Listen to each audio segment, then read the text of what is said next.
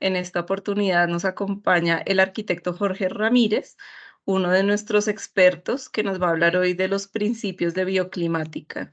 Entonces, Jorge, bienvenido y somos oídos. Perfecto, listo. Muchas gracias. Entonces, muchas gracias por la invitación a los señores de Vino Andino, a Sangoa en general. Y bienvenidos todos los estudiantes, competidores de este concurso que es muy importante. Vamos a ver cómo nos lo ganamos, ¿no? Ese es el objetivo. Para eso, entonces, vamos a conocer un poquito más a fondo el lugar, ¿sí?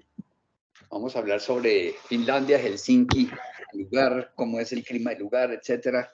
Cómo es que pueden ser las estrategias de bioclimáticas y sobre todo de sostenibilidad ambiental, porque ellos no solamente están pidiendo bioclimática, sino también sostenibilidad para poder como apuntarle a ganarnos este concurso. Entonces, vamos a empezar hablando un poquito de la problemática ambiental, ¿sí? Yo creo que todo el mundo en este momento está muy preocupado por el momento histórico que estamos atravesando actualmente y ese problema del cambio climático.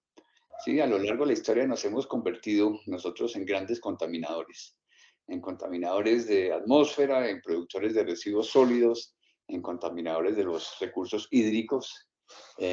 Prácticamente esto del recurso hídrico es importantísimo, ¿sí? Porque actualmente hay más de 4.000 millones de personas sin acceso al agua potable y tiende a aumentar. Y por eso se dice que la próxima guerra seguramente va a ser por el recurso hídrico. Y tenemos el cambio climático, que es esto aquí que tenemos a la izquierda, que se los explico rápidamente cómo se sucede el cambio climático. Entonces, que es uno de los problemas ambientales graves en este momento en el mundo. Entonces, el sol nos ilumina y nos llena de energía en todas las longitudes de onda y toda esa energía cae sobre la superficie de la Tierra y sobre la superficie de los mares. Y como estos materiales tienen inercia térmica, o sea, tienen la capacidad de absorber energía para restituirla más tarde. Entonces, esa energía del sol se acumula en la inercia térmica de la Tierra, de nuestros campos, bosques y mares y ciudades.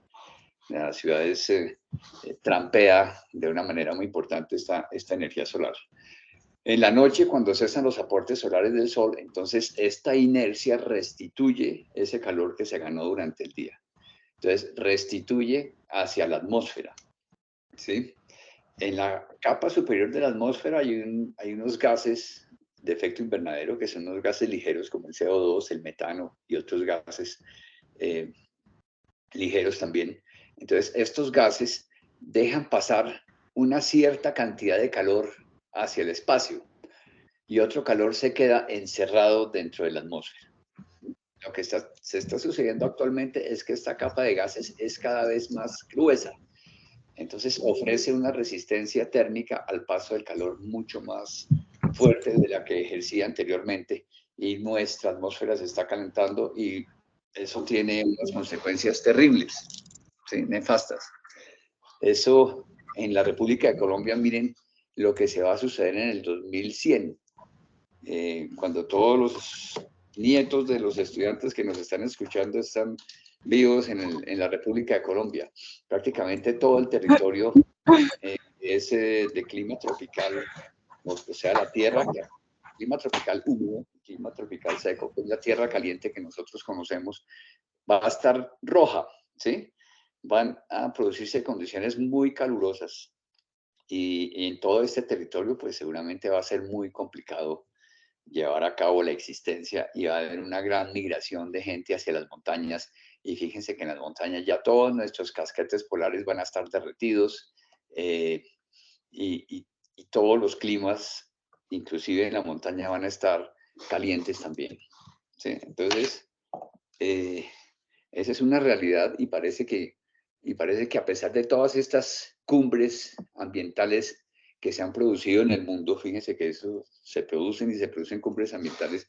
Entonces, se toma la decisión de actuar de una manera mucho más sostenible y de una manera más responsable con el medio ambiente, pero no se toma la decisión de cambiar la forma de existir en este planeta.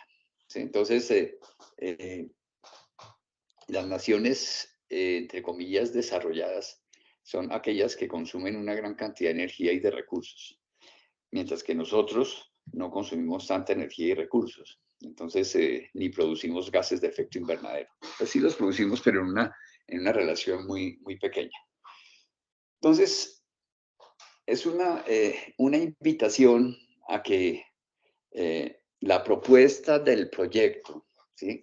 Un proyecto no solamente tiene que cumplir con los requerimientos exigidos por las bases del concurso, el proyecto tiene que proponer a que estos habitantes de estas viviendas que ustedes van a diseñar tengan una nueva forma de existir, mucho más responsable para con las condiciones del lugar.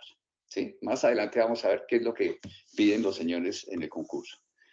Digamos que en esta primera parte vamos a hablar sobre el lugar y de las condiciones sugeridas por el concurso, las condiciones naturales, técnicas, etcétera. En la próxima emisión, ¿sí? Hablaremos de cómo se dan respuestas para lograr estos requerimientos.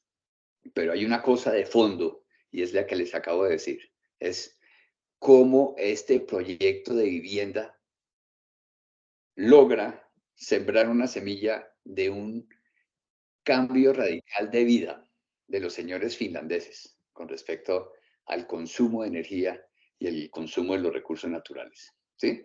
Si esa semilla prospera, entonces sí vamos nosotros a llegar a evitar el cambio climático. De lo contrario, es bastante difícil.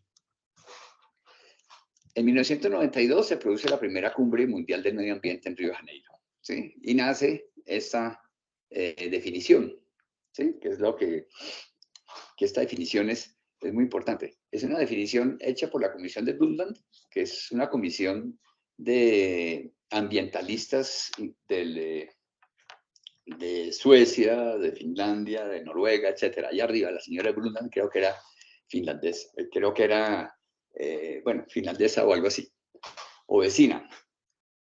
Entonces dice que el desarrollo que cubre las necesidades actuales sin comprometer las posibilidades de las generaciones futuras para satisfacer sus propias necesidades. Entonces ahí vuelvo a insistirles. Vamos nosotros a satisfacer las necesidades de quién, de esos señores de que viven en esos países, entre comillas, desarrollados que consumen una gran cantidad de energía y recursos. No, ¿sí? Tenemos que hacer sostenibilidad y la sostenibilidad se logra haciendo arquitecturas y haciendo urbanismo y haciendo desarrollo ligado al lugar. Siempre les voy a insistir en eso. Antes se hacía arquitectura y se hacía urbanismo y se hacía desarrollo sin tener en cuenta los daños ambientales que se producían en el planeta. Después, entonces, surgieron varias instituciones como la Agencia Internacional de la Energía o el World Watch Institute, que empezaron a medir esos impactos ambientales que producía nuestra actividad arquitectónica. Entonces, fíjense que ahí aparecen dos cosas importantes. El componente energético acá arriba y el componente aquí de los recursos naturales. ¿Sí? La arquitectura y nuestros asentamientos consumen el 70% de la energía mundial. ¿Sí? Eso es terrible, ¿sí? Porque hay una relación directa entre el consumo de energía y la producción de gases de efecto invernadero. Entonces, la cosa es así de sencilla. En la medida en que nosotros consumimos energía, nosotros producimos gases de efecto invernadero y cambio climático. Y en la medida en que nosotros no consumimos energía, entonces nosotros no producimos gases de efecto invernadero y actuamos para que el cambio climático no se produzca. ¿Sí? Entonces, y más del 50% de la energía producida en el mundo está destinada a la climatización de edificios. ¿Por qué? Porque los edificios están planteados desconociendo las condiciones del lugar. Cuando uno entiende el clima del lugar, que vamos a verlo un poco más adelante, entonces seguramente vamos a ser capaces de plantear edificios con un reducido costo de energía para la climatización, para la calefacción, en este caso en Finlandia. Listo. 55% de madera es cortada para usos diferentes a combustibles, es para la construcción, ¿sí? Y prácticamente esto viene de los bosques que no son bosques, que no son bosques agrícolas, son bosques certificados, sino vienen de nuestras selvas tropicales. 40% de los materiales del mundo son usados por las edificaciones, el 30% de los inmuebles nuevos o renovados sufren del síndrome del edificio enfermo, ¿sí? Entonces hay que ser muy eficientes manejando la energía y hay que ser muy eficientes manejando los recursos naturales. En Finlandia, en el 2022, estos datos los tienen ustedes ahí en los documentos que que nos envió Ramón, ¿sí? Finlandia lanza su reforma para el cambio climático, ¿sí? Y entonces, fíjense, prácticamente esos países europeos lo que buscan ahora es que en el 2030 o 2035 sean cero carbono, ¿sí? ¿Eso qué quiere decir? Pues que lo que emiten de efecto de gases de invernadero de alguna forma lo absorben, ya sea con los bosques tropicales nuestros en la Amazonía o en la Orinoquía, o con los bosques que ellos van a tener que sembrar, o reduciendo los consumos de energía, ¿sí? Y cuidando muy bien el ciclo de vida de los materiales de construcción, porque es que ese es otro de los líos, ¿sí? Eh, cuando uno construye con un material tiene que ser consciente, más adelante hablamos también de eso, de que ese material consume mucha energía, desde que nace hasta que se muere. Pero entonces, los señores, seguramente del jurado, van a tener muy en cuenta esta parte.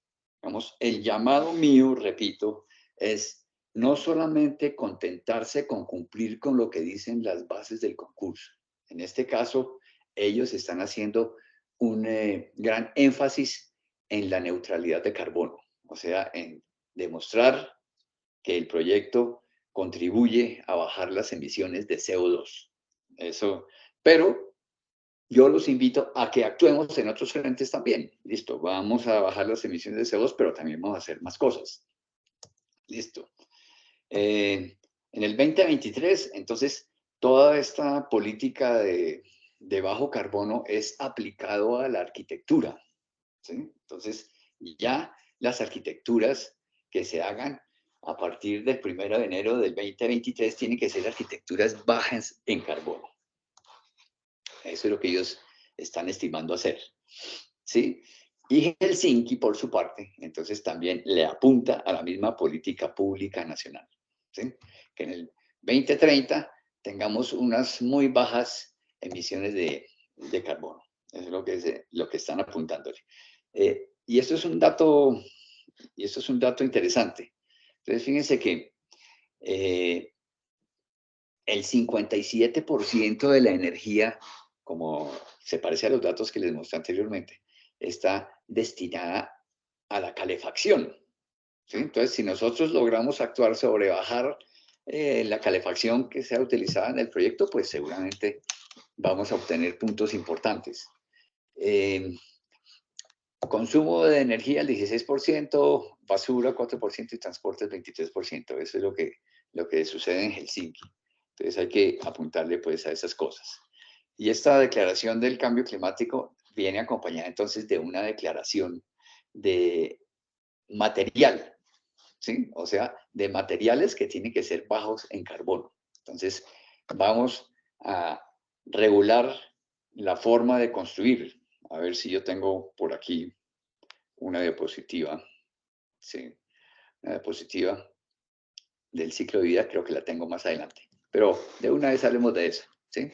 Aquí, vamos a reducir las emisiones de carbono, ¿sí? Actuando sobre la energía y sobre los recursos, y hacen ellos después un énfasis especial en que vamos a reducir las emisiones de carbono utilizando los materiales adecuados, cuyo ciclo de vida consume muy poquita energía, ¿sí? Entonces, bueno, más adelante en la próxima charla que yo les dé, les voy a mostrar qué materiales son los más bajos emitiendo carbono, pero ya les anticipo que el material que menos carbono emite en su proceso de fabricación, en la extracción, en su proceso para volverlo un material de construcción y en su proceso de deconstrucción, porque ya no se habla de demolición, ya las cosas no se demuelen, las cosas se desconstruyen o las cosas se hacen para que duren muchísimos años y que en su interior pueda haber un cambio de usos. ¿Sí? Esa es otra estrategia de sostenibilidad. Eh, entonces, el material más benéfico, teniendo en cuenta todos estos aspectos que les acabo de mencionar, es la madera. ¿Sí? Y resulta que Finlandia es un enorme productor de madera. Entonces, hay que sacarle jugo. Yo creo que van a tener también una asesoría en construcción en madera que es supremamente importante. Prácticamente hay que hacer un proyecto de madera y que se pueda deconstruir. Y un proyecto en que todos los sistemas constructivos de los edificios sean completamente montables, desmontables, que todos tengan la misma dimensión, que se ensamblen de una manera muy sencilla, que puedan ser desarmados y reutilizados en otra parte, ¿sí? Que yo pueda variar en el tiempo, que mi proyecto se ofrezca la posibilidad de que en un futuro, puede que esto no sea una vivienda, sino que puede que esto se convierta, no sé, en un centro de investigaciones cibernéticas o espaciales o de la vida en Marte más adelante. Entonces, ¿cómo es que se plantea esa arquitectura que permite ese cambio de uso? ¿Sí? Y otra cosa muy importante en esta Material Declaration es que se hace mucho énfasis en el reciclaje. ¿Sí? Entonces, en el reciclaje, no solamente de los materiales y de las basuras y de todos los sólidos y todos los líquidos, sino también en el reciclaje de las estructuras. ¿Sí? Ustedes tienen allí en el concurso un sitio donde hay edificios y esos edificios hay que reciclarlos de alguna manera. No quiere decir que no se puedan convertir en arquitecturas contemporáneas y ganadoras, pero hay que pensar en esos también. Aquí es uno, pues siguen insistiendo, ¿sí? En, eh, en cómo tenemos nosotros que lograr neutro carbón. Dicen que para el 2030 la electricidad y el distrito de calor, ¿sí? O sea, la calefacción, va a ser adquirida en ese campus de allá por la Universidad de Helsinki y va a ser neutral. Eso es lo que ellos dicen.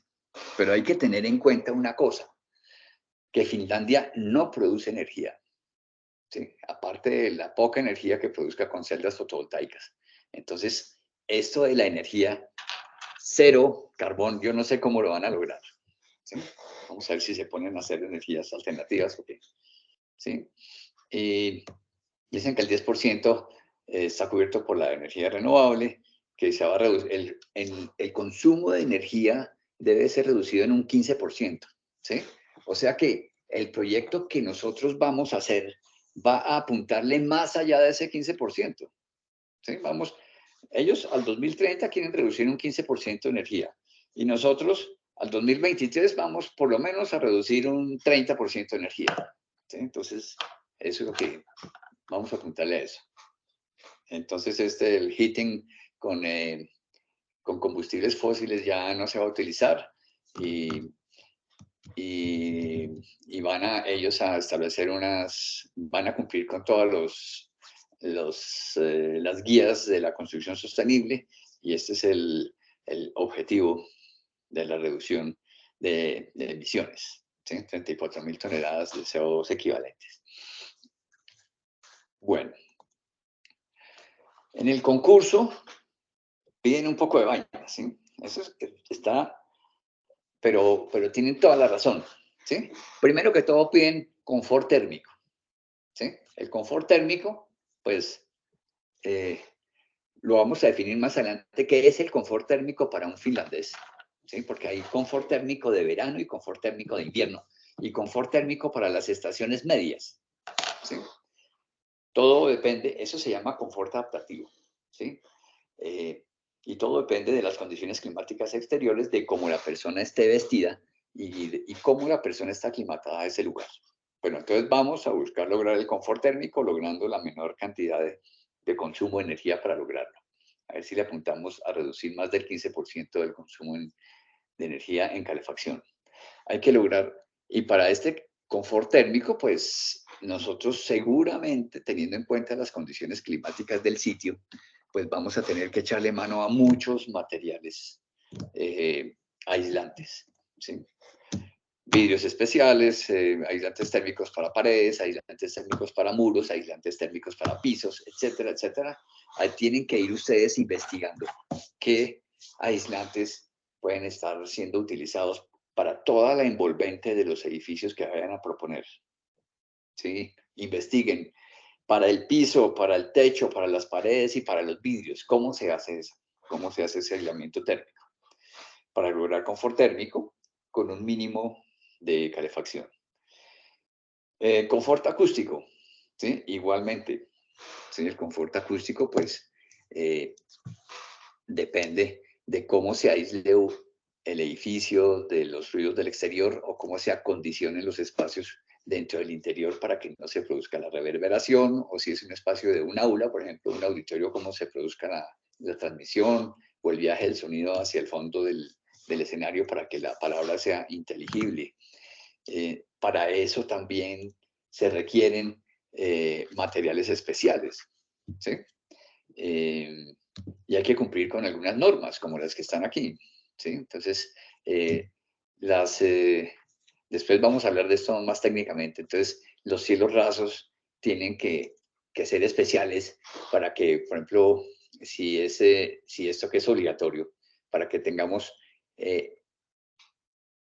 superior o igual a 55 decibeles dentro del espacio, ¿sí? Esto sirve para esto es la separación entre unidades, esta es la separación entre los pisos, porque seguramente van a haber edificios, entonces no pueden pasar más de 55 decibeles de un piso al otro. Mm, Ceiling between floors, entonces para los impactos, porque seguramente que hay impactos cuando uno camina sobre una superficie dura, entonces se producen impactos, entonces estos impactos deben ser menores a 53 decibeles. Entonces eso hay que estudiarlo, o sea, a ver con qué materiales se pueden estar logrando. Eso es muy interesante porque hace pensar a los estudiantes de una vez en varias escalas. En la escala, por ejemplo, de lo urbano, en la escala del territorio, pero también en la escala del detalle. ¿Sí? Entonces, esto va a requerir de unos ciertos detalles constructivos que hay que ir investigando y hay que ir sabiendo cómo es. Si uno desde el principio conoce los detalles constructivos, entonces ya empieza a formular arquitecturas de verdad, ¿sí? Y deja de formular arquitecturas ficticias. Entonces, esa es otra recomendación. Por favor, vayan familiarizándose con los detalles constructivos para lograr el aislamiento térmico, para lograr el aislamiento acústico y el acondicionamiento acústico. Eso es supremamente importante. Si se familiarizan con eso de una vez, entonces el proyecto es mucho más factible de ser llevado a cabo en la realidad, ¿sí? Y eso es uno de los puntos que uno como jurado siempre tiene en cuenta. Si el proyecto se queda solamente en lo teórico o si el proyecto realmente eh, puede ser llevado a cabo y puede ser inclusive utilizado por la alcaldía o por las instituciones locales para, para llegar a ser una realidad. Listo. La calidad de aire, ¿sí? Entonces ellos tienen más adelante, tienen como unas normas, que es, si yo me vengo de Indoor Air Quality y me vengo por acá, que es esta más o menos, ¿sí? Los edificios no pueden ser como los nuestros tropicales por donde pasa el aire por todas partes, tienen que ser mucho más impermeables al aire.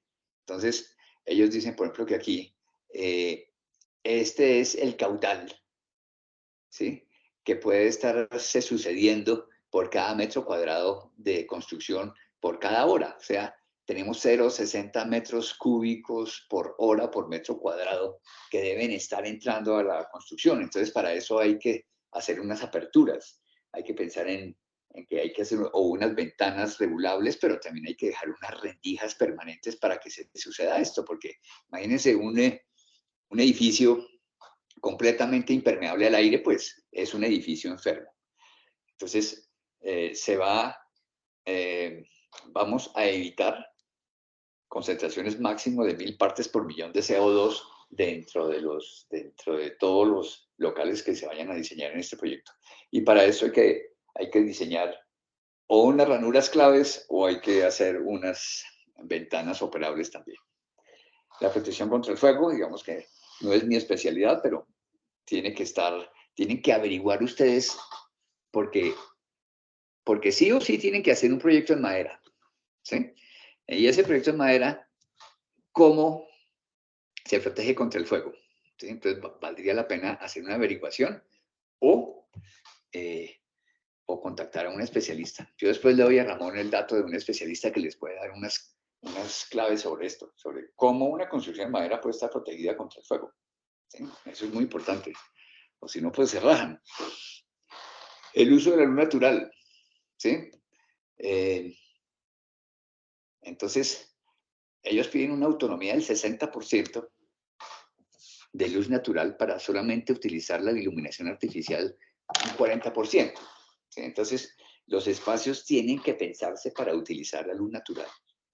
Aparte de eso, vamos a ver más adelante, el lugar en el invierno tiene muy poquita luz natural. ¿Sí? Entonces, tenemos que hacer todo lo posible para que durante la época invernal logremos captar la mayor cantidad de luz natural y eso se logra a través de una serie de dispositivos que después se los muestro. ¿Sí? Y esto es la emisiones de carbón y la búsqueda de consumir cada vez menos energía.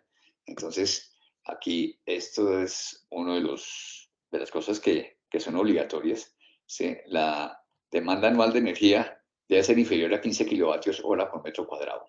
¿Sí? O sea que el proyecto tiene que ser bioclimático sí o sí. ¿Sí? Tiene que ser muy eficiente manejando esa energía y eso se logra con varias estrategias que les muestro después.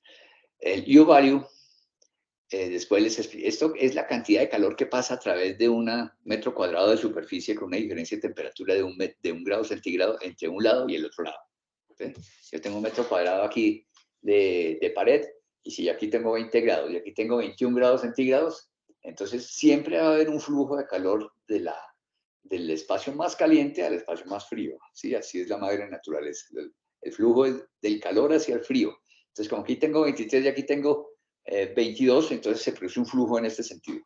Entonces, fluye el calor en este sentido. Entonces, eso es el U-value.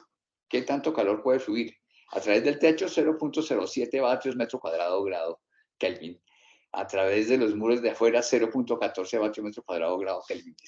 A través de los pisos, los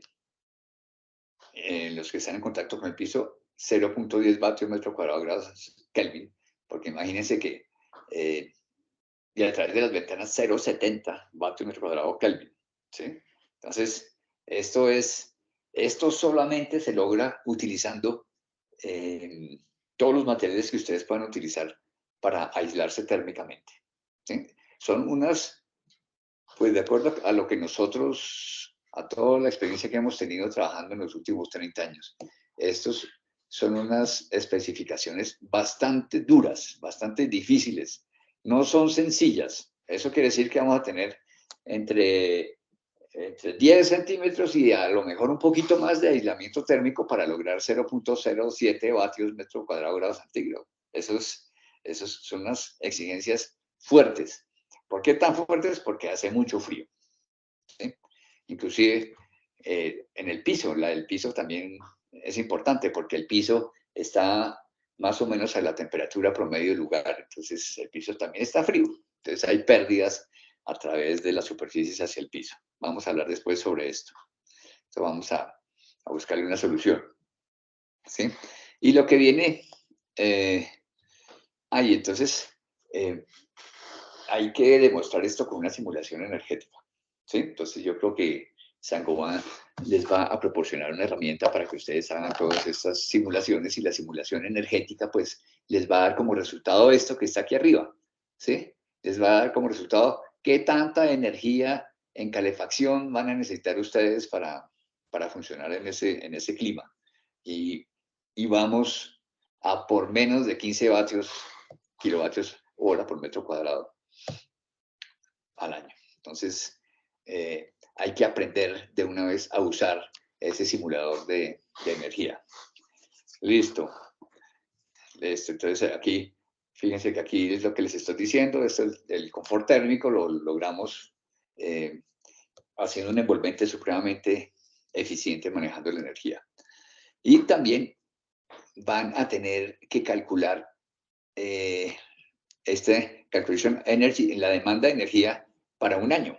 Entonces, si el software que lo permite, pues hay que hacerlo. Y también hay que calcular las emisiones de carbón, ¿sí? Entonces, ¿cuántas toneladas equivalentes de carbón se van a economizar ustedes haciendo un edificio como lo van a proponer? Entonces, importante esto, ¿sí? Hay que estudiar el software que nos permita hacer esto. Eso es súper importante. Poder demostrar técnicamente y con números a los señores del jurado que efectivamente el proyecto que ustedes están proponiendo es supremamente eficiente, ¿sí? Eso es muy importante porque los arquitectos generalmente nos expresamos con ideas, ¿sí? Y son ideas que nunca son ideas aterrizadas, ¿sí? Todo es como flujo, como una cosa así, como no muy definida. Entonces, hay que hablar con números, ¿sí? En la medida en que uno hable con números, va ganando puntos, ¿sí? Hay que actuar más de manera ingenieril también, ¿sí? No solamente los criterios de la propuesta arquitectónica y las relaciones y todos los flujos y los análisis que se hacen, sino también análisis muy específicos y con números. Eso es muy importante para reducir la huella del carbón y es lo que ellos están pidiendo aquí del manejo de los recursos naturales, ¿sí? El uso, esto que les hablaba anteriormente, el edificio tiene que ser propuesto para que dure eternamente, ¿sí? Ya no se habla de demoler o para que se pueda deconstruir y para que se pueda construir en otra parte o para que se pueda trastear a otro lugar con condiciones climáticas y físicas muy parecidas. Hay que ser muy eficiente en el uso de los materiales, ¿sí? Entonces, léanse esto donde todo tiene que ser renovable, todo tiene que ser deconstructible, todo tiene que ser reciclable. Prohibido, por ejemplo, usar materiales como algunos arquitectos hacen, que llenan todo como de materiales metálicos y de titanio y no sé qué, y como hace Koolhaas y Gehry, ¿sí? Entonces, aquí hay que ser mucho más responsable con el uso de esos materiales. Ellos hacen énfasis también en volver a reutilizar las estructuras que existen. Eso es muy importante, ¿sí? Y la deconstrucción selectiva, y bueno, ahí les queda la tarea. Y esto es lo que ellos están buscando, ¿sí? Que el campus sea lo más sostenible posible, ¿sí? Que funcione muy bien con la energía, con el rainwater collection, ¿sí? Eso no lo mencionan en las bases, pero sí lo mencionan cuando hablan del campus, y eso es supremamente importante. Hay que pensar en todos los sistemas de manejar los recursos hídricos, ¿sí? Después, más adelante les voy a hablar un poquito sobre esto. Y hacer arquitecturas ecológicas y transporte, cooperación, etcétera, etcétera. Y reciclar y todo lo verde, etcétera. Ahora les doy más estrategias para ir inclusive un poco más lejos que esto. Para estas estrategias que les voy a mostrar ahorita, entonces voy a una definición de la Unión Internacional de Arquitectos y el American Institute of Architects, que nace después de la cumbre ambiental de Río de Janeiro, ¿sí? Y eso dice lo siguiente, miren, El diseño sostenible integra consideraciones de eficiencia en el uso de recursos y de la energía. Ha de producir edificios sanos, ha de utilizar materiales ecológicos y debe considerar la sensibilidad estética que inspire, afirme y emocione. ¿Sí? Ahí están. Ahí hay dos componentes. ¿Sí? Un componente técnico, que es lo mismo que vimos ahora, ¿sí? Que busca manejar muy bien los recursos, manejar muy bien el agua, manejar muy bien la parte verde, manejar bien los materiales de construcción, mm, manejar el ciclo de vida de los materiales de construcción, manejar bien la propuesta arquitectónica y la propuesta urbana. Eh, Hay que manejar de una manera súper eficiente la energía, ¿sí? Como ya les he hecho mucho énfasis, la energía es clave. Eh, y ha de producir edificios sanos, ¿sí? O sea, las renovaciones de aire por hora son muy importantes porque ellos piden 1000 partes por millón, pero hay que buscar menos, hay que buscar 500 partes por millón, ¿sí? Hay que bajar eso, porque ya en 1000 partes por millón empieza uno a sentir sueño, ¿sí? Partes por millón de CO2. Hay que tener confort térmico, hay que tener confort lumínico, hay que tener confort acústico, todos los conforts tienen que aparecer para dejar de producir edificios enfermos. Y ojalá pues logremos nosotros producir edificios sanos con un muy reducido consumo de energía. Y ha de utilizar materiales ecológicos, entonces ya aquí nos vamos también con un buen uso de los recursos. Y viene la parte humana, que es más compleja, ¿sí? Que se debe considerar la sensibilidad estética que inspira, afirme y emociona, ¿sí? O sea que la arquitectura tiene que ser al mismo tiempo una máquina supremamente eficiente, pero tiene que ser un poema, ¿sí? Entonces, ahí, eso es bien complejo, ¿sí? Porque darle respuesta a todo lo técnico que les mostré anteriormente, ¿sí? Todas estas coeficientes, U-values y todas esas cosas y decirles eso es más sencillo al lado de esto, de lograr arquitecturas emocionantes, ¿sí? La arquitectura tiene que ser bella, ¿sí? Tiene que ser muy emocionante. Listo. Y para eso está, pues, esa, eh, esa facilidad o ese entrenamiento que tenemos nosotros como arquitectos en las escuelas de arquitectura que le enseñan a uno cómo a diseñar, ¿sí? Pero esta vez hay que diseñar de la mano con la naturaleza, ¿sí? Entonces, por eso, esta arquitectónica buena, ¿sí? Es aquella que reconoce y comprende de manera sistémica las relaciones, los problemas, los potenciales, el marco jurídico, la diversidad natural y cultural del lugar, y que no siga modelos económicos que desconozcan los componentes naturales y sociales. Entonces, ahí tienen que amarrar esa propuesta al lugar, ¿sí? Completamente amarrados al lugar. Y la propuesta buena es aquella que garantiza el control, la mitigación y la compensación de los impactos ambientales y que busca el mejoramiento de la calidad de vida y el bienestar de los ocupantes, ¿sí? Eso es clave para lograr una buena arquitectura. Y pensar lo siguiente, ¿sí? Y inclusive para el logro de la propuesta estética, esa propuesta estética que debe inspirar y emocionar, ¿sí? Tengan en cuenta que la cuestión ambiental, bioclimática, ecorresponsable, ecológica, sostenible, sustentable, eh, etcétera, ¿sí? Todos esos apellidos, eso que aparece aquí arriba, que parece como un culto arcano, ¿sí? Eso hace parte integral del fundamento mismo de la arquitectura, ¿sí? Las arquitecturas amarradas al lugar son arquitecturas que responden a las condiciones específicas y producen una estética especial, ¿sí? Y esa estética especial generalmente es muy agradable. Entonces, en la medida que ustedes se familiaricen con el lugar, van a lograr una mejor estética también. Y los principios de las políticas de desarrollo, así como el proyecto arquitectónico y urbano, deben surgir del profundo análisis de las condiciones ambientales, sociales, históricas, constructivas, técnicas, poéticas, etcétera, de todo lo que hay en un sitio. De ahí la importancia a hacer el análisis del sitio, ¿sí? Y esta es una herramienta que yo les dejo ahí para que ustedes analicen el lugar bajo todos estos parámetros, ¿sí? Eh, esta tabla está compuesta de la siguiente manera. Mire, está el componente técnico, que es el que les mostré que está incluido dentro de la definición de la arquitectura sostenible de la Unión Internacional de Arquitectos, y este es el componente humano, ¿sí? Dentro de la atmósfera tenemos unos componentes del medio ambiente. Cada uno de estos componentes del medio ambiente tiene unos parámetros ambientales, ¿sí?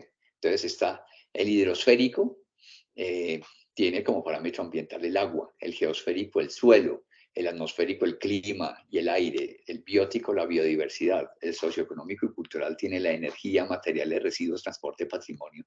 Finalmente el perceptual tiene las condiciones de confort y ustedes le van a incluir a ese perceptual la poética del espacio.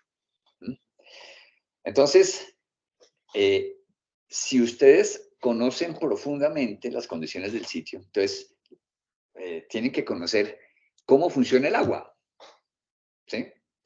¿Cómo funciona el agua en ese sitio? Estos profesionales que aparecen ahí, que están apareciendo en las columnas aquí de la derecha, son profesionales que normalmente se involucran dentro de la propuesta arquitectónica ambientalmente amigable, ¿sí? Y sostenible dentro del desarrollo de cualquier proyecto, ¿sí? Eh, como ustedes como ustedes tienen que plantear un proyecto de estas dimensiones, tienen que asociarse o buscar gente que les ayude. Necesitan hidráulico, ambiental, geólogo, ¿sí? Por el agua, ¿sí? ¿Cómo es el ciclo del agua en Helsinki? ¿Sí? Entonces hay que estudiar cuánto llueve en Helsinki, cuánto rueda en Helsinki, o en el sitio del proyecto, más bien, más que Helsinki, en el lugar del proyecto, qué tan permeable es el suelo, ahí, qué tanto se va para abajo, qué tanto se va al mar que queda pegado ahí, dónde está el nivel freático, qué van a hacer con las aguas freáticas, cuánto llueve y cuánto pueden ustedes reciclar de esa agua lluvia para no tener que jalarle agua a los 180.000 lagos que tiene Finlandia, sino que el proyecto tiene que ser lo más autónomo posible. Entonces, análisis de cómo funciona el agua en el lugar del proyecto. Análisis del suelo del lugar del proyecto. ¿Qué hay ahí debajo? ¿Sí? Porque algo leí por ahí que hablan un poquito sobre el suelo y la cimentación y la no sé qué, pero ¿qué habrá ahí debajo? ¿Cómo hacer para saber qué capas existen ahí? Si ustedes van a sacar esa tierra y la van a acumular y van a hacer un banco de tierra para reutilizarlo después para hacer arquitectura urbana, por ejemplo. Es prohibido que del proyecto salga una volqueta, ¿sí? Cargada con residuos de demolición o cargada con suelo o cargada con capa vegetal que, que no es muy, que no es muy, que no abunda pues en ese lugar. Entonces, fíjense que cada componente tiene su cosa. El clima, ¿qué vamos a hacer con el clima? Vamos a entender las condiciones climáticas, cómo es la calidad del aire en ese lugar, para ver cómo hacemos. Que hay problemas acústicos o no hay problemas acústicos, hay problemas de contaminación de aire o no hay problemas de contaminación de aire, cómo sopla el viento y cómo influye, ¿sí? Entonces hay que conocer de fondo el clima, ahorita más adelante hablamos un poquito de eso, cómo es la biodiversidad en ese lugar, porque ellos, digamos que en las bases hablan un poquito sobre lo verde, pero si uno conoce cómo es el ecosistema del lugar donde está el proyecto o del campus en general, para que nuestra propuesta arquitectónica verde no es que tenga una cubierta verde porque sí, ¿sí? Sino esta abertura seguramente se va a comunicar de una manera estratégica con todo el verde del territorio y se va a convertir en un corredor de paso de la biodiversidad o en un corredor de la avifauna, o si hay pájaros que migran y necesitan una cierta verdura y un cierto ecosistema, etc. Entonces hay que saber la parte biótica y biodiversidad del lugar del proyecto. La de energía, con qué energía se dispone, ya vemos que no, que no disponemos de mucha energía. Los materiales, aquí se van a estudiar entonces los materiales, cuáles van a ser, vamos pensando en los materiales ecológicos, cuál va a ser el manejo de los residuos, porque tampoco se es muy específico en las bases del concurso con los residuos. Hay que, ojalá no producir los residuos, ¿sí? Ojalá esa comunidad que viva en ese edificio no produzca residuos, que sería lo máximo. Pero los que se producen, pues hay que tratarlos de alguna forma. Entonces aparecerán entonces sistemas de manejo de residuos sólidos compostables. ¿Sí? Entonces, ¿cómo es que se hace un compost de esos? Necesitamos que alguien especialista en compost diga cómo se hace o cómo, o cómo, o cómo elaborar cómo se van a tratar los plásticos, porque todavía puede que sea cero emisiones, pero seguramente todavía va a existir ese gran problema en el mundo. El transporte, bueno, cómo se comunica, cómo se conecta el proyecto con el transporte, eso está claramente explicado ahí, pero fíjense que prácticamente como el 46% de la gente se mueve en Helsinki a pie, ¿no? Entonces, no tanto en bicicletas, pero más a pie. Y el patrimonio es cómo hacer énfasis en la reconstrucción de lo que existe. Y finalmente los confortes de los que hemos venido hablando. Entonces, fíjense que hay muchos profesionales que se involucran dentro de la propuesta de la arquitectura. No se queden ahí ustedes solitos como arquitectos, porque uno como arquitecto no tiene por qué saber de todo. Tiene que saber un poco de todo para poder dirigir la orquesta, pero necesitan, pidan ayuda a especialistas, pidan ayuda a los biólogos, a los sociólogos, a los antropólogos, a los artistas, a los poetas, al ingeniero forestal, a los paisajistas, al bioclimático, pues aquí les está hablando, ¿sí? Pidan más ayuda de manera profesional. Bueno, esto se los muestro la próxima vez. Sé que ese es de cuáles son las estrategias que nosotros podemos aplicar para lograr en lo hidrosférico, beneficios ambientales, en lo geosférico, en lo atmosférico, en lo biótico, en lo socioeconómico, cultural, etcétera, y en lo perceptual. ¿Sí? Listo. Si paso rápido, ahí quedan grabadas en todo caso. Hay un arma que nosotros tenemos bajo la mesa, ¿sí? Es el as bajo la mesa, y es esto, es el low tech. Nosotros, como país pobre, ¿sí? Porque digamos que nuestro Producto Interno Bruto, ¿sí? No es que sea enorme, ¿sí? Entonces, es nuestra gran diferencia que tenemos nosotros con los países escandinavos, ¿sí? Nosotros no tenemos mucho dinero, nuestros gobiernos no tienen mucho dinero y el poco que tienen, pues la corrupción, ustedes ya saben cómo funciona, ¿sí? Y por eso hemos desarrollado el low tech, ¿sí? Digamos que yo tuve la oportunidad de ir a una conferencia en Francia sobre esto y la gente queda admirada de lo que nosotros nos inventamos con nada, ¿sí? El low tech son las tecnologías que se encuentran involucradas en cada uno de estos ejemplos que les estoy mostrando aquí, como de arquitectura vernácula, ¿sí? O de arquitecturas animales, ¿sí? Eso tiene una gran cantidad de tecnologías involucradas, ¿sí? No se trata de que nosotros en el proyecto vayamos a hacer una maloca, ¿sí? Pero sí podemos estar involucrando tecnologías de la maloca, ¿sí? Entonces, eso les traigo siempre ese ejemplo. Mire, la maloca está latitud cero, ¿sí? Entonces, el sol le da perpendicular, entonces eso es súper sombrero. Hecho con un material completamente natural, son las hojas secas de estas palmas que están aquí, ¿sí? Entonces se dispone aquí, la palma tiene un U-value bajitico, o sea, el sol le pega a la palma y la palma no transmite calor hacia adentro prácticamente. Entonces, como ellos lo hacen de manera natural, y la palma tiene unos microporos a través de los cuales respira. Eso no lo logra ninguna cubierta sofisticada, ni la que ustedes vayan a plantear en el concurso, ¿sí? Y también llueve 4.000 milímetros, o sea que caen 4.000 litros por metro cuadrado al año sobre este techo. Entonces, esa es una arquitectura para ese lugar, ¿sí?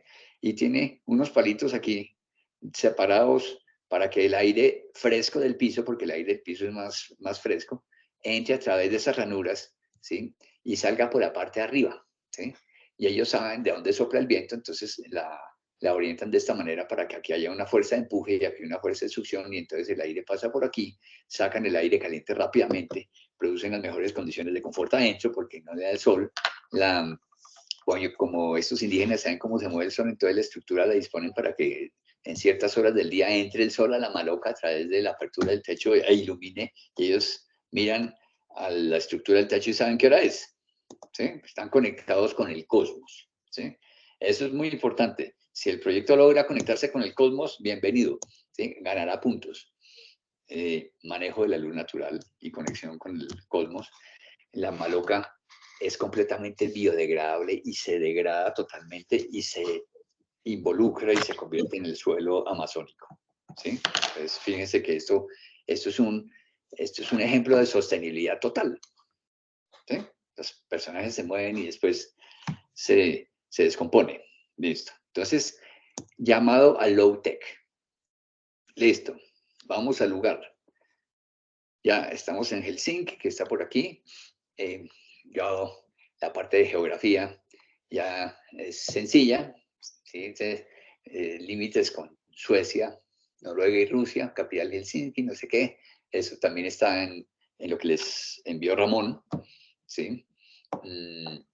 Tiene 5.500.000 habitantes, todo el país. Entonces, imagínense, en la ciudad de Bogotá hay el doble de habitantes de lo que tiene todo Finlandia. Entonces, fíjense que no es una cosa supremamente densa, es una cosa más bien deshabitada. Ok. Latitud 60 grados norte y longitud 23 al este de Greenwich. Eso quiere decir muchas cosas. ¿Sí? Eso quiere decir que no es igual a nuestras condiciones tropicales. Entonces, estamos 60 grados por encima acercándonos al polo norte. Eso, cada vez que uno pone la latitud y la longitud, eso quiere decir un punto específico. ¿Sí? En ese punto específico hay unas condiciones específicas. ¿Sí? Unas condiciones geográficas. Esto puede servir como de parámetro inspirador para las arquitecturas que se propongan. Una geografía que se formó por los glaciares, porque esa tierra estaba completamente congelada y se retiran hace 10.000 años y dejan estas formaciones, dejan estas morrenas, que son estas como colinas que se escurren de piedras, y dejan estos eskers, que son estas cosas por donde se puede caminar por encima. Entonces, esto es como hace parte como del paisaje típico, porque los glaciares dejaron esa huella. ¿Sí? Inclusive, mira que hay una carretera sobre uno de estos eskers. Y dejaron esto también, que son estas colinas, que se llaman los tunturi. ¿Sí? Este es el paisaje típico. Son como una colina redondeada, ¿sí? Rodeado de tundra, o sea, de bosque, que no es de una gran altura. Entonces, esa es la geografía del sitio, lo dejan los glaciares, y el clima del sitio, ¿sí? El clima del sitio está partido en dos. Digamos que en la parte norte nos acercamos nosotros a la parte del Polo Norte, y la parte sur, que es la que está en contacto con el mar, y es donde se encuentra nuestro proyecto. Entonces hay ese clima, regiones septentrionales, que es el clima subártico, y esta parte de abajo que es un clima continental. ¿Eso qué quiere decir? Que durante el invierno hace frío y durante el verano puede hacer calor, puede hacer mucho calor. Y todo esto está influido por esto, por tres cosas. Por la corriente del Golfo, ¿sí? Nosotros estamos como por aquí. Sí, la corriente del Golfo es una corriente que se genera en el trópico. Como aquí hay tanto sol pegándole al océano, el océano se calienta y esta corriente de agua caliente sube hasta por allá, ¿sí? Y se va prácticamente al círculo polar. Esa corriente es la que hace que los inviernos no sean tan fríos. ¿Sí? Si no existiera esa corriente de agua tibia que está subiendo por allá, entonces el invierno, las temperaturas al norte del país no bajarían a menos 30 grados, sino bajarían a menos 50 o a menos 60 de manera continua. Y ese es uno de los problemas del cambio climático, que es esta corriente tiende a perder la salinidad porque se están descongelando las partes nortes, ¿sí? Groenlandia se está descongelando, entonces el agua ya no es tan salada, sino es salobre, y al ser salobre no transmite tanto el calor y como pierde su transmisión térmica, entonces tiende a desaparecer con el cambio climático esta corriente del Golfo. ¿Sí? Si el cambio climático sigue avanzando, el mar, la corriente se pierde y los personajes que viven allá en las penínsulas escandinavas van a perecer de frío, ¿sí? O van a perecer del consumo de energía excesivo en calefacción porque los climas se disparan, los climas van a ser mucho más fríos. Y esta corriente del Golfo, bueno, es uno de los factores que maneja el clima del sitio. Otro es este que se llama el ciclón de Islandia, ¿sí? Allá aparte, en la parte de arriba de Islandia, se arma un ciclón, ¿sí? Por aquí, ¿sí? Ayudado también por la corriente del Golfo. Este ciclón generalmente no tiene que ser pues un huracán, sino es un ciclón, es el aire en movimiento en esta forma, y ese aire en movimiento de esta forma se lleva mucha humedad del océano y genera una gran cantidad de nubes. Y este ciclón se mueve sobre Helsinki, ¿sí? Sobre toda Finlandia, se mueve en la época de verano. O sea, en el verano no es que haya un sol resplandeciente, todo depende si el ciclón se les metió. Entonces, si se les mete el ciclón, se llenan de nubes y llueve mucho. ¿Sí? Cuando el ciclón se retira, entonces se retira porque aparece este anticiclón, ¿sí? Que ese anticiclón es el anticiclón de Siberia, ¿sí? Hay dos anticiclones, el de Siberia y el de Azores. El de Azores está mucho más abajo, ¿sí? Este es el de Siberia. Cuando aparece el anticiclón de Siberia empujando el ciclón, entonces se pone sobre el país y las temperaturas, y cuando aparece el anticiclón, entonces ese no lleva nubes, al contrario. Los ciclones llevan nubes, los anticiclones no llevan nubes. Los anticiclones llevan nubes porque tienen muy baja presión y los anticiclones tienen alta presión y no tienen nubes. Pero lo que tienen es aire cayendo de la parte alta de la atmósfera hacia abajo. El cielo está despejado, pero está cayendo aire helado. Entonces, traen frío.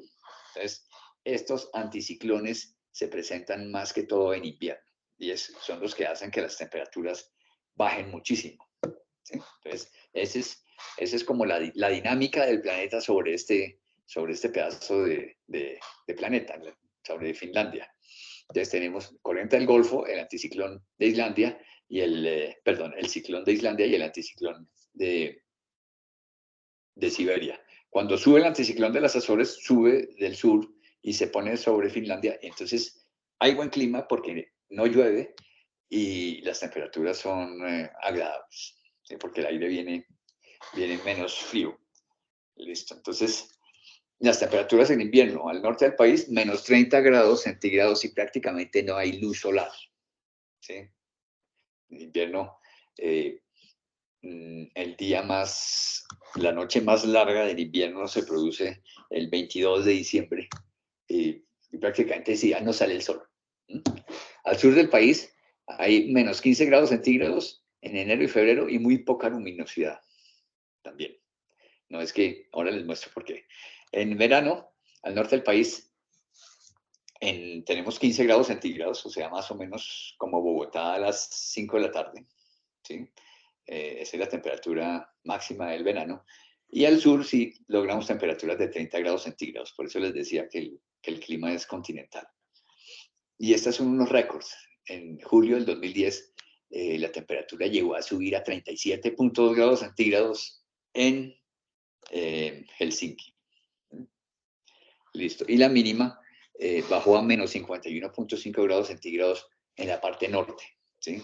Cerca de Laponia, donde está pues, la montaña más alta que ellos tienen.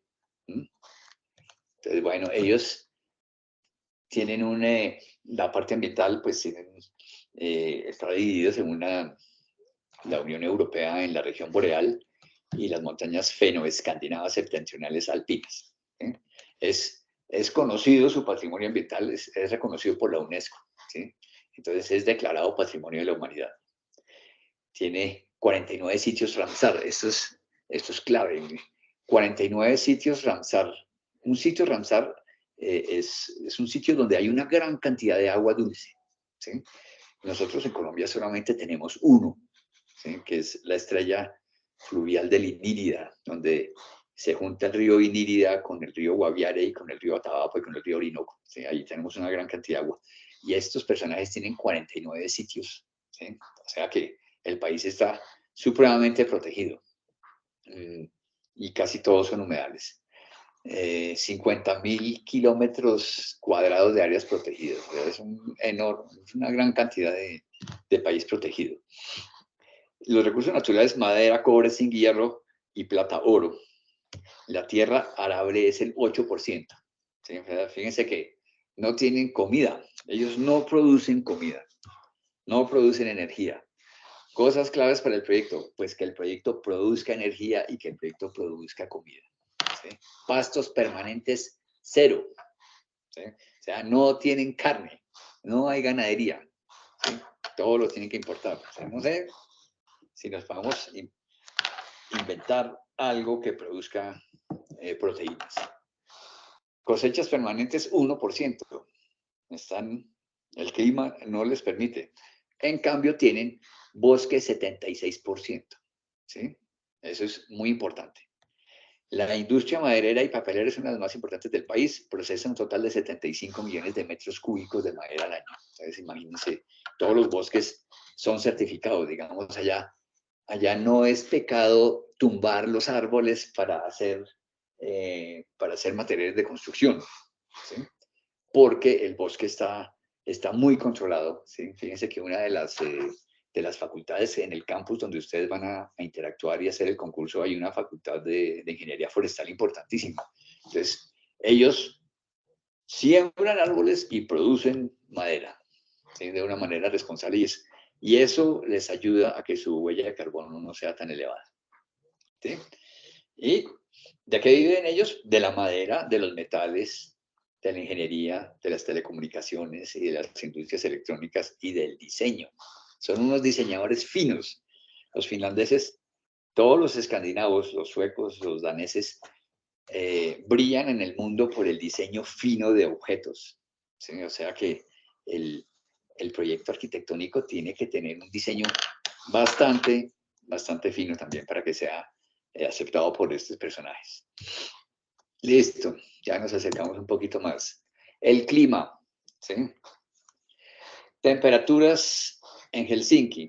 Entonces, fíjense que nosotros tenemos unas promedio de mínimas de -3 grados centígrados, o que estamos bajo cero, ¿sí?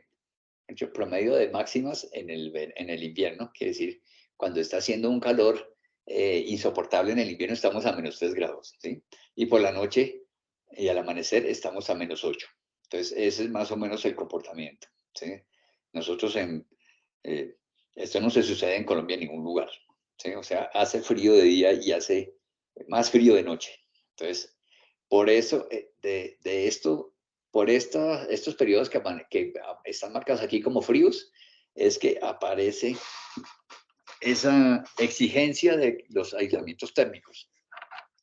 Si afuera está a -8 y adentro está a 20 grados centígrados, digamos, o a 18 grados centígrados, entonces tenemos 18 más 8, tenemos 26 grados centígrados de diferencia entre afuera y adentro.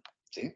Para, para poder tener 26 grados centígrados de diferencia tenemos que tener unas super paredes, unos super techos y unas super ventanas y unos super pisos. No hay nada que hacer. ¿Sí? Después mejora la condición. ¿Sí? Aquí, cuando estamos en primavera y cuando estamos en otoño, estamos con temperaturas más o menos de máximas de 10 grados centígrados. ¿Sí? O sea, se parece, no, en Colombia tampoco hay ciudades así tan frías. ¿Sí? Se parece más o menos, es 10 grados centígrados, es Bogotá a las 9 de la noche. ¿Sí? Esa es la temperatura máxima. Y por la noche, entonces estamos acercándonos a 0 grados centígrados. O sea, tampoco es que las primaveras y los otoños sean llevaderos. Ya cuando empieza el verano, llegamos a 17 grados centígrados. Esto ya se parece a Bogotá. 8 por la noche y al amanecer y 17 de día. ¿Sí? Eso es un día bogotano típico de abril, más o menos. ¿Sí? Y aquí cuando hace un calor, pues el calor del invierno, en días calurosos estamos a 21 grados centígrados, las promedio de máximas pueden llegar a 30, como les conté anteriormente, ¿sí? Y tenemos una mínima de 13. O sea, esto sigue pareciéndose un poquito ¿qué? Como a Bogotá también, ¿sí? Entonces, por eso es que los inviernos, los veranos tampoco son sumamente calurosos, aunque depende de la posición del anticiclón de las Azores, ¿sí? Como les mostré anteriormente. Listo. Entonces, fíjense, cuando uno mide aquí los niveles de comodidad de la humedad, solamente está uno cómodo aquí durante la época del verano, ¿sí? Del resto, pues, la humedad relativa, cuando hay nieve, la humedad relativa se cae, ¿sí? Y el clima es extremadamente seco, ¿sí? Y aquí es cuando hace un poquito de calor, entonces la humedad sube, entonces es mucho más llevadero. Entonces es un problema de humedad relativa muy diferente al que tenemos nosotros. Nosotros cuando aquí, cuando bajamos de Bogotá y vamos a tierra caliente, ¿sí? O a tierra templada, entonces ya sentimos que todo se nos queda pegado porque el aire contiene mucha agua. Allá es al revés, el aire está completamente seco, ¿sí? Ligeramente húmedo, el 50%, que eso no es nada, ¿sí? Durante las épocas de hace calor. Es la sensación cómoda y fresca, muy fría y helada, ¿sí? Esa es como la condición. ¿Cómo funcionan las nubes? Porque se me cambió lista. Las nubes funcionan así, ¿sí? Durante el invierno hay menos nubes, ¿sí? Fíjense que baja la nubosidad porque seguramente pasa el anticiclón de Siberia. Entonces, viene sin nubes, pasa por encima del país, baja la nubosidad y después, cuando llega el ciclón, eh, durante la época del verano, entonces sube la nubosidad, hay nubes. Entonces, hay nubes en el verano, está despejado en el invierno. Eso eh, eso se puede ver acá. Eso es lo que se sucede con el cielo. El promedio mensual de lluvia en Helsinki es este. Entonces hay que sumar todos estos milímetros, ¿sí? No llueve mucho, pues aquí no llueve mucho en el invierno porque neva mucho en el invierno. Tenemos una gran cantidad de nieve en el invierno, ¿sí? Nieve en el invierno, muy poquita lluvia en el invierno, poquita lluvia en el invierno, y empezamos a coger más agua aquí en la época del verano, ¿sí? Fíjense que si nosotros sumamos todos estos milímetros, 19 más 13 más 17, entonces podemos lograr al final saber cuánto llueve anualmente en Helsinki, ¿sí? Entonces, por ejemplo, si ese resultado me dio que llueve 600 milímetros, eso quiere decir que por cada metro cuadrado de superficie horizontal me caen 600 litros de agua al año. Eso va a servir, ese dato de la pluviosidad en Helsinki sirve para saber cuál es la oferta de recurso hídrico del cielo para reciclar las aguas lluvias. Supremamente importante, ¿sí? ¿Cuánto agua puedo yo estar recolectando sabiendo que llueve esta cantidad de milímetros en Helsinki? Hay que hacer un cálculo de la oferta de recurso hídrico, hay que en la mayor cantidad de superficies, no solamente en las cubiertas, sino en las zonas duras también se puede captar recursos hídricos, ¿sí? Para los que se quieran ir a bañar allá en el agua en Helsinki, miren, el agua está en febrero a 0 grados y aquí cuando hace un calor, el supercalor sube a 17 grados centígrados. El agua de la llave en la ciudad de Bogotá sale a 18 grados centígrados, agua fría. El viento, entonces fíjense que hay mayores velocidades de viento en las épocas de invierno y menores velocidades de viento en las épocas más calurosas, ¿sí? Entonces, hay que cuidarse del viento, ¿sí? El viento produce una cosa que se llama el chill effect, wind chill effect, o sea, cuando a uno le pega el viento, ese aire le roba calor al cuerpo humano, despedido hacia el medio ambiente y nosotros sentimos mucho más frío. Entonces, pilas con el viento en el invierno, ¿sí? Y, y esa es la rosa de los vientos. Entonces, los vientos del suroeste, ¿sí? Y los vientos del oeste, fíjense que del suroeste y del oeste son como los vientos dominantes. Esto lo ratifico aquí que conseguí esta rosa de los vientos de Helsinki. Entonces, esto, ¿cómo va a ser la arquitectura para protegerse de estos vientos helados? ¿Sí? Entonces, hay que tenerlo en cuenta, ¿sí? O le damos la espalda al viento, o qué hacemos, ¿sí? Pero aquí hay un reto muy, muy interesante, porque fíjense que el viento sopla de la mejor orientación solar. Ahora les muestro por qué. ¿Sí? La mejor orientación solar es hacia el sur y hacia el suroeste, para coger energía, ¿sí? Durante las épocas invernales. Y el viento está soplando de la misma dirección. Entonces, ahí hay un reto. Entonces, tenemos un problema. Viento soplando de la misma dirección donde tenemos nosotros que tener las aperturas para tomar el sol. Listo. La parte energética. Entonces, fíjense en el invierno. Esta es la cantidad de kilovatios hora por metro cuadrado que recibe uno durante un día. En invierno se reciben 1.4 kilovatios hora o 0.2 porque prácticamente no hay sol, ¿sí? Prácticamente es muy poquita la energía. Aquí en el otoño pues sube y en la primavera empieza a subir y tenemos 6.3 kilovatios hora durante el verano. O sea, en el verano nosotros podemos estar captando una gran cantidad de energía. Tenemos que protegernos del sol en el verano, pero tenemos que captar energía si vamos a utilizar energías alternativas, ¿sí? Eso es muy importante. La cantidad de horas durante la cual el sol está visible. Entonces, fíjense que en enero solamente hay 4.5 horas, perdón, 4, 5, 6, como 5 horas sol, ¿sí? Mientras que en el verano tenemos 16 o 18 horas de sol. En el verano el sol sale muy temprano y se oculta supremamente tarde. A tener en cuenta, por favor, esa parte energética. Estas son algunas imágenes de Helsinki en el invierno, ¿sí? La luminosidad típica, pues, del invierno. Y esto es algo muy interesante, miren. Esto es una herramienta que, que los invito a que la utilicen. Aquí está la trayectoria solar del 22 de marzo, que es cuando se producen los equinoccios, ¿sí? 22 de marzo, el sol sale por el este y se oculta por el oeste, y el sol está inclinado así, ¿sí?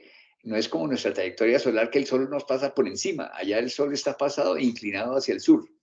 Ese es el 22 de marzo.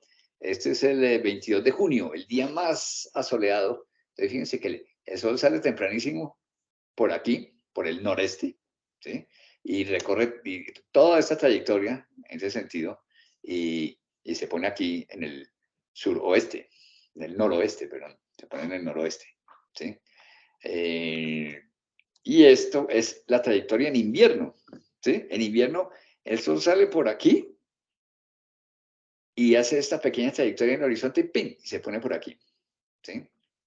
Entonces el sol sale, fíjense que el sol sale a las 8:34 y a las 14:26 ya no hay sol. ¿Sí? Entonces, es muy poquitica la luz. Y esta es la aplicación. Mira, ahí les dejo el link, a ver si me funciona esto aquí. ¿Sí? Donde uno puede, aquí en esta aplicación, uno puede, aquí me vengo aquí a Helsinki. ¿Sí? Ahí estoy, Helsinki, Date and Time. Entonces, aquí tengo el 21 de marzo. Aquí yo puedo ver de diferentes formas. ¿Sí? Veo cómo el sol, además puedo recorrer, ¿sí? Salió a las 6:20, a las 6 de la mañana normalmente sale por el horizonte en el equinoccio y va haciendo este recorrido y fíjense que todas las fachadas sur están asoleadas y todas las fachadas norte no están asoleadas y que todas las sombras se van hacia el norte, ¿sí? Esto es visto así, lo podemos girar y lo podemos ver como querramos. Está chévere esta cosa para entender cómo es la trayectoria solar en el lugar. Y yo creo que esta herramienta permite cómo poner el proyecto ahí y simular el sol. Me voy a cambiar a diciembre. muestre, a ver, al 20 de diciembre, diciembre 22, 21 de diciembre se produce es el día más corto del año, ¿sí? Entonces, fíjense cómo el sol, ¿sí? Increíble. Como el sol sale por aquí, ¿sí?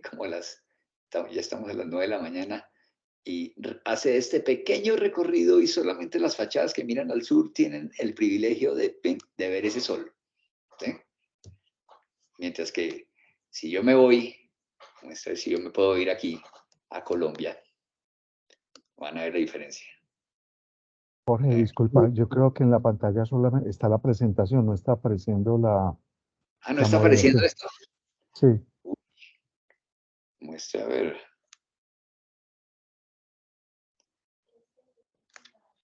Tengo que venirme a dónde.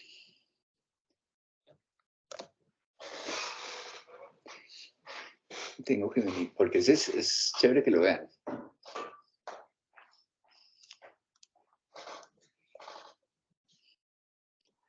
Stop sharing, sí. Y vuelve otra vez a la... Y vuelvo a la conferencia que está aquí. Y ahora le dices presentar.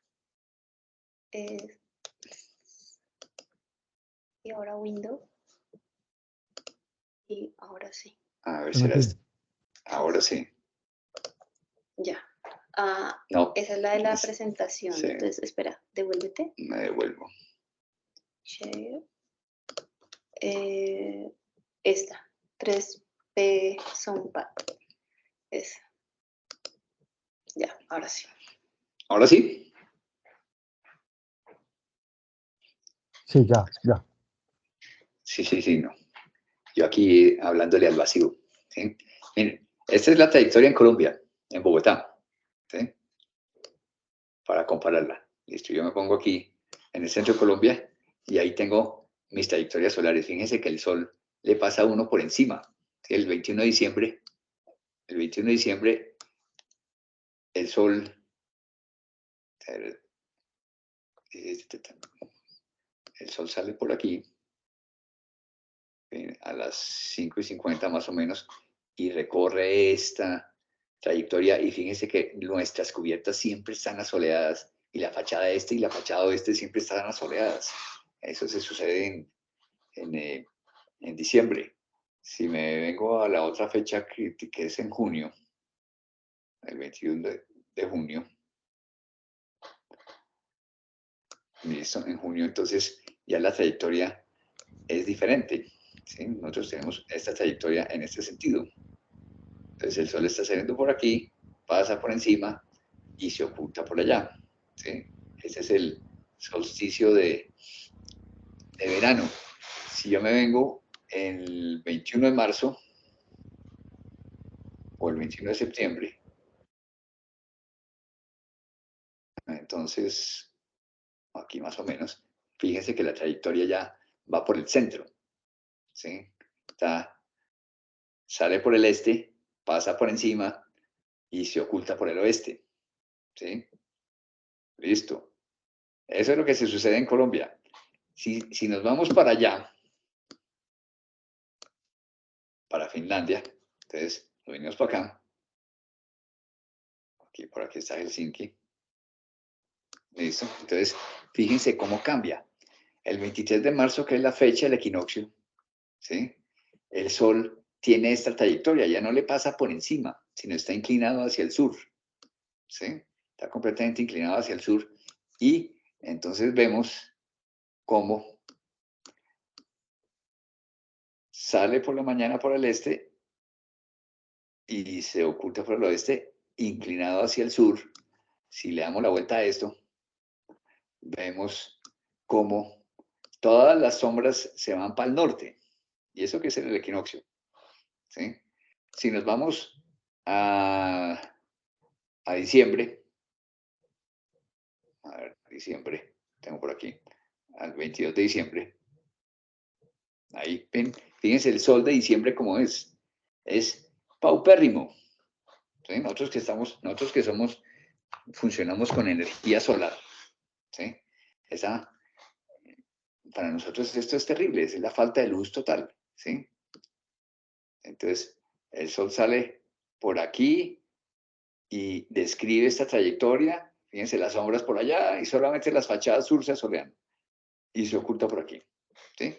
Tenemos 5 horas, 50 minutos de luz solar, que eso es infame. ¿Sí? Entonces, uno de los grandes problemas es esa falta de luz solar en esa latitud. No hay nada que hacer. Nos vamos en el verano, en junio, 22 de junio, listo, el 20 de junio. Entonces ya, esta es la máxima altura de trayectoria solar que tiene lugar. ¿Sí? Entonces ya, el sol sale por aquí y el día dura muchas horas y se oculta por acá. ¿Sí? Entonces, y tiene 18 horas de luz de día, ¿no? Entonces también es pesado, pues, vivir tantas horas sin dormir. Eso era lo que les quería como mostrar. Entonces, voy a volver a la presentación otra vez. Ayuda, por favor. Ayuda. Ya creo que dejé. Share. Stop sharing. Ahora share otra vez. Y esta. Listo. Entonces ya. Entendido lo del sol. Por eso hay muchos proyectos de uso de luz natural espectaculares, ¿sí? Generalmente provienen de la luz natural de la bóveda celeste, de arriba. Es mucho más importante iluminarse de arriba que iluminarse a través de la ventana. Pero más adelante yo les doy como unos tips para el manejo de luz natural. Y aquí, para finalizar, no se vayan a confundir, ¿no? Cada lugar tiene sus condiciones específicas. Este es Finlandia, Quindío. Entonces, ya nos veremos en una próxima ocasión a ver qué tips les doy para la sostenibilidad de la bioclimática. Listo, muchas gracias.